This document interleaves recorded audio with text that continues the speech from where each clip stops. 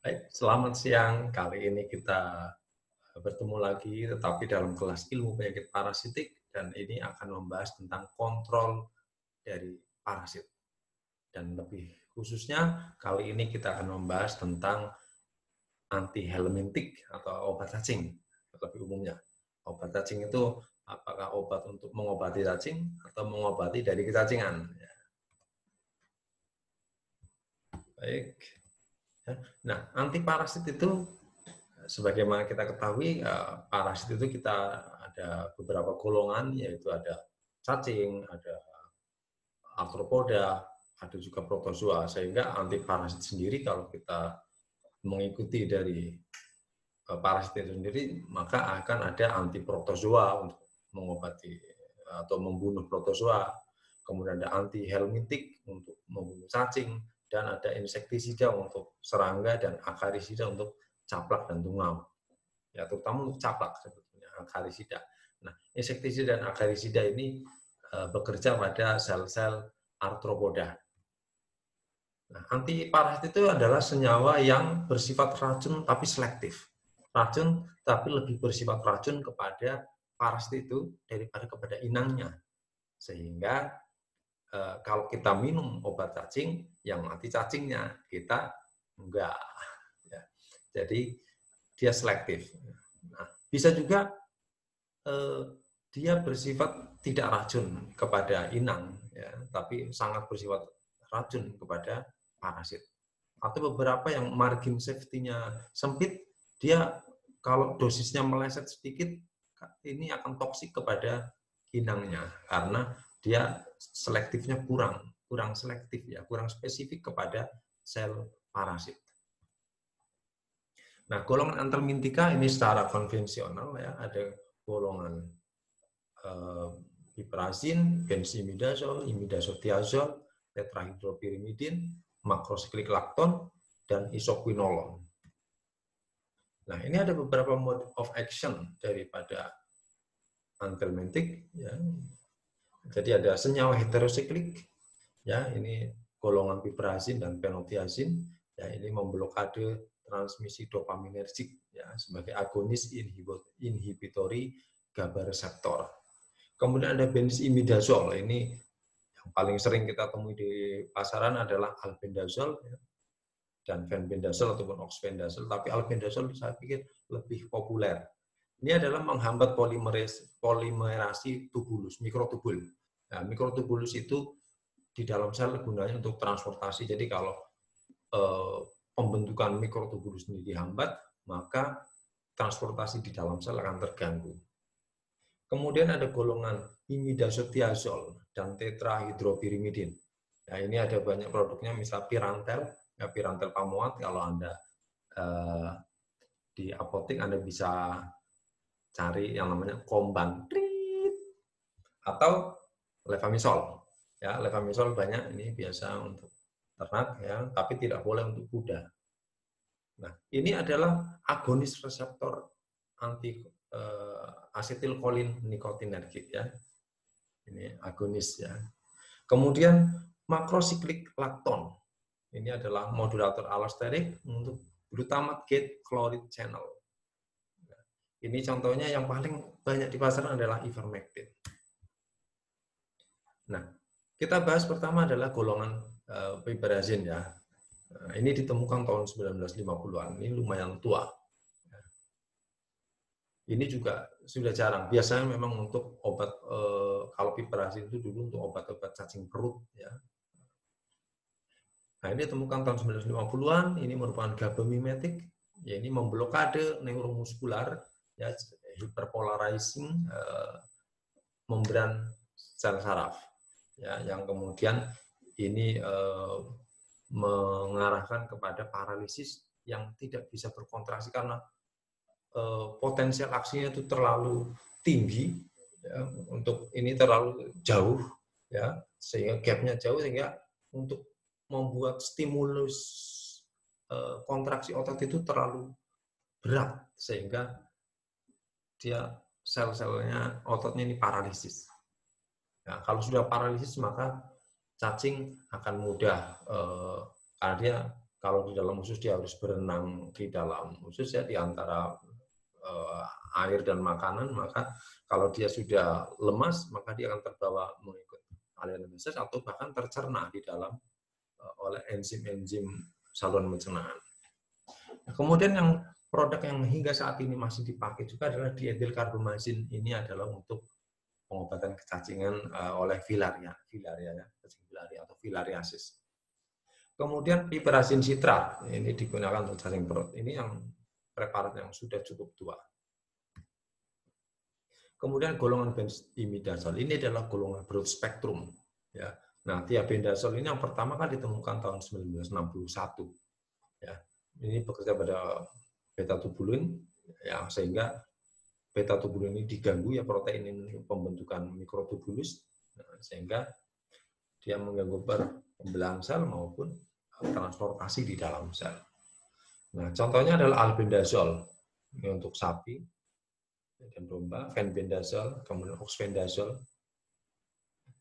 Ini banyak sekali ya, biasanya kalau untuk sapi ataupun kuda disediakan dalam bentuk bolus yang sangat besar, ya, bolus atau bentuk cair yang untuk dicekok. Kemudian ada golongan imidazole-thiazole. Ada tetramisol, ini ditemukan tahun 66. Ini adalah sebuah arsemik. Dan yang berfungsi sebagai antihelmintik hanya isomer yang putaran isomer yang memutar ke kiri atau ya sehingga disebut levamisol. Nah, ini juga depolarizing neuromuscular blocking agent ya. Nah, sehingga ini bekerja sebagai nikotinik agonis sehingga menstimulasi reseptor nikotinik asetylkolin dan memicu kontraksi sehingga setelah kontraksi terus-menerus kemudian dia kecapean dan kemudian paralisis. Jadi cacingnya dibuat kontraksi, spasmus ya, terus kemudian paralisis, kecapean dan kemudian bisa kalau sudah ini ya dia mengikut ke aliran makanan di dalam usus. Nah, ini bekerja pada sel parasit dan inang, sehingga margin safety-nya sempit. Levamisol efektif untuk nematoda gastrointestinal dan paru. Nah, ini toksik untuk kuda, yang saya sudah sampaikan. Kemudian tetrahydropyrimidin. Ini bekerja sebagai nikotinik agonis, ya, sama ya, menyebabkan tonik paralisis. Nah, ini contohnya adalah pirantel tatrat, yang mudah diserap usus, tapi parental pamuat sulit diabsorpsi. Sehingga pirantel pamuat lebih efektif untuk cacing-cacing yang di dalam saluran gastrointestinal, karena dia hanya ada di situ, tidak akan diserap. Kemudian golongan selanjutnya adalah golongan makrolida atau microcyclic lacton. Ya, ini sebetulnya adalah produk dari jamur, ya, awal ditemukan dari jamur ya, Streptomyces avermitilis yang ternyata bisa efektif untuk membunuh cacing nematoda. Nah, ini berikatan kuat dengan GABA channels ya, sehingga terjadi influx ion Cl, terjadi hiperpolarisasi ya seperti tadi, sehingga menghambat inisiasi atau potensial aksi normal, sehingga berat sekali untuk melakukan kontraksi, jauh sekali gap-nya, sehingga terjadi paralisis dan kematian. Nah, ini juga bekerja pada insekta, ya, pada serangga dan juga nematoda, khusus nematoda dan insekta. Nah, sebetulnya paralisis ini terjadi juga tidak hanya di otot tubuh dari cacing, tetapi juga otot dari esofagus cacing, sehingga ini yang memicu cacing itu tidak bisa makan dalam waktu yang lama karena kerja dari ivermectin golongan macrocyclic lacton ini lebih lama di bagian esofagus daripada di otot-otot tubuh cacing.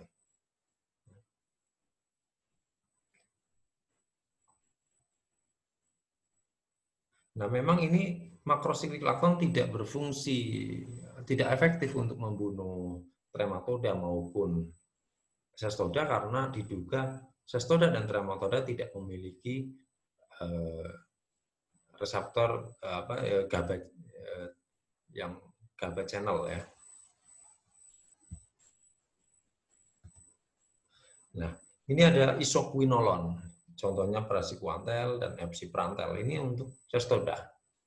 Ini menyerang neuromuscular junction, ya, menyebabkan kontraksi dan kemudian paralisis.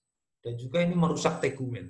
Kita tahu bahwa cacing pita sangat mengandalkan tegumen baik untuk keutuhan tubuhnya maupun sebagai transport nutrisi. Sehingga kalau tegumen rusak, maka dia terjadi ya badannya sudah tidak intek lagi dan mengganggu absorpsi nutrisi. Ya. Kemudian klorsulon ini efektif pada vasola yang ketiga ya, baik stadium pradewasa maupun yang dewasa.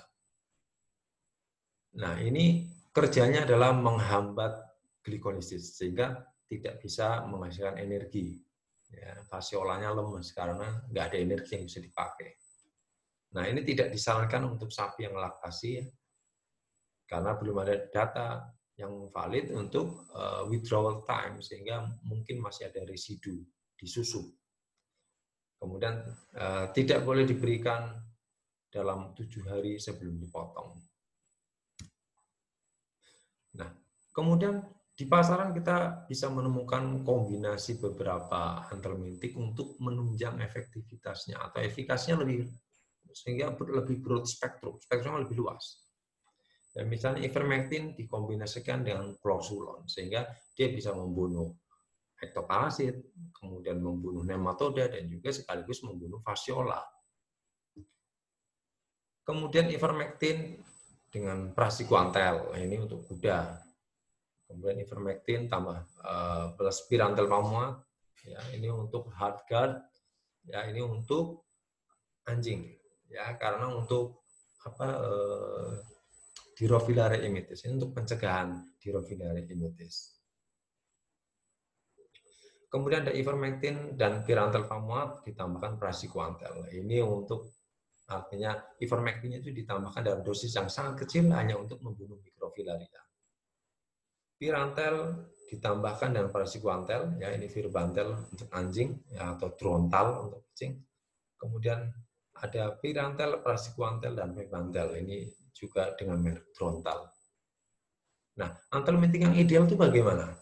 Anthelmintik yang ideal itu adalah yang membasmi semua stadium cacing. Ya, kalau bisa, semuanya bisa dibasmi.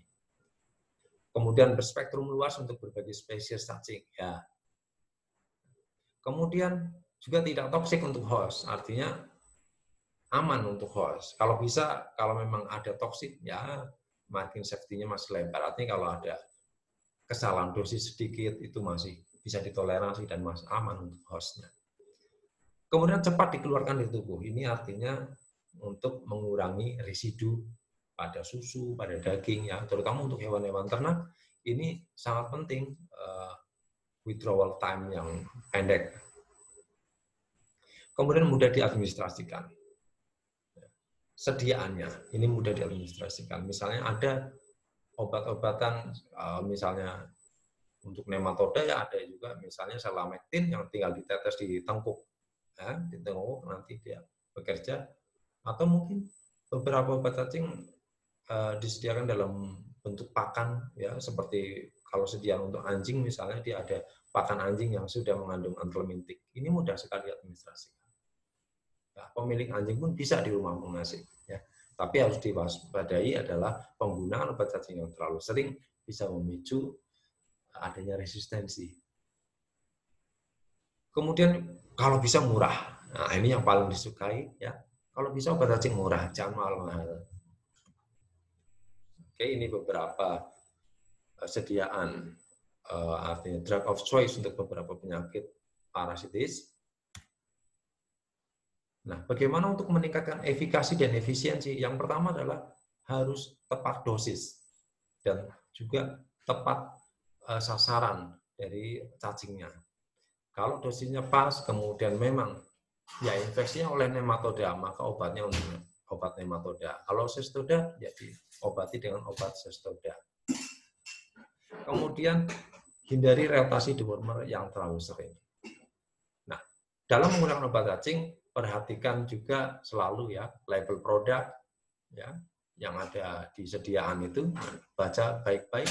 Kemudian indikasi kontra dan kontraindikasi, perhatikan dosis yang tepat. Withdrawal time juga diperhatikan. Kemudian cara penyimpanannya, mungkin ada yang membutuhkan jangan kena sinar matahari, hindari dari jangkauan anak-anak, tak diminum anak-anak. Cara penyimpanannya ya tadi, kemudian tanggal kedaluarsa ini juga penting. Jangan sampai obat cacingnya sudah kedaluarsa. Dan juga petunjuk-petunjuk lain yang harus diperhatikan. Nah, sekian dari saya. Terima kasih. Sampai jumpa.